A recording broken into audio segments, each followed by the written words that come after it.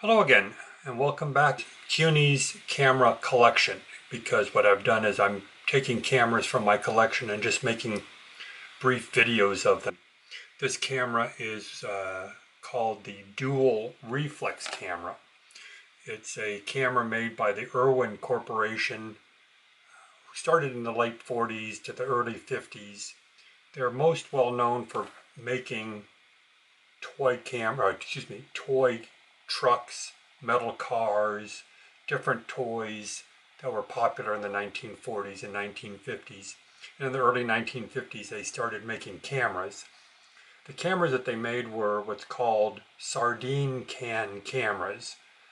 Some of the names were the Lark and the Candor with a K, K-A-N-D-O-R camera. But they were made out of New York. They were very flimsy, toyish type cameras and were sold for under $3 in the 1950s. So they're very simple cameras, and were not made to really, they were made to put cameras into kids' hands for them to start taking pictures. So this one is called the Dual Reflex. It's a very simple twin lens style camera. The shutter speed, there is no shutter speed. There is one shutter speed, I should say. It's either instant, so you would just take your photo and the shutter clicks, or time. So you could do a time exposure by just holding the shutter button down, and when you release it, it releases the shutter. There are 3 different aperture settings. You can go from f7.7, which is the maximum aperture, to f11, 16, or 22. And really all you're doing is you're just moving a little disc inside the inside of the lens, changing the aperture settings. Now this one is kind of interesting because it's a pseudo twin lens reflex camera, but there is no reflex. It's a twin lens camera. You would put this down at your waist, look through the viewfinder, and really just use the ground glass to frame your picture, because there is no focusing on this. It's a fixed focus lens. But an interesting item that I liked about this camera is that you could use it as an eye level finder as well. There's a small piece of, there's an optical piece right here and an optical piece on the front of the camera. So you would just look through here and look through the front optical finder and frame up your picture and take your photograph. So it's a very simple, rudimentary type of eye level finder. And then to close this up, you're just going to move the back part in first, and then your side pieces, and then close the front area. To load the film, you're just going to unthread this, and the back comes off. And just like any 127 film camera or roll film camera, you're going to take your empty spool and put it into your winding gear, which is your winding knob here, so make sure that it's attached.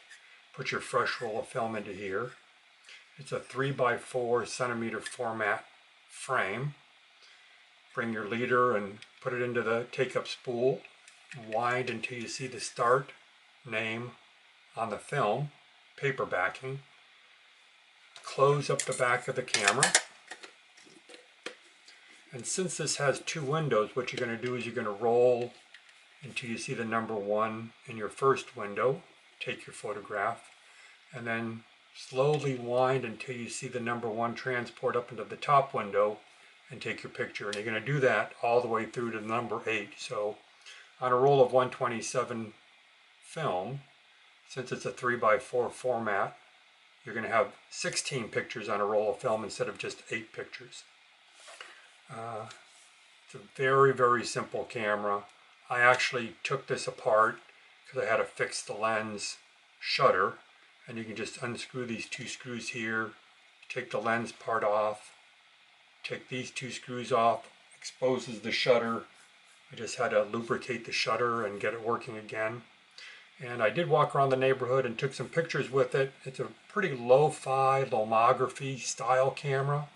The lens isn't really sharp, but here are some of the pictures that I took. I loaded a roll of old film that I got at the Tokyo City flea market It was dated 1999, November 1999 was the expiration date. So the film is not that good, but I just wanted to show you some of the pictures that I took with the camera so you can see what it did. So that's the Dual Reflex camera. Thank you for taking your time from your day to learn a little bit about this camera. If you like my videos, please like and subscribe. I'm going to try and do one every week from cameras from my collection, and hope to see you next week. Thank you very much.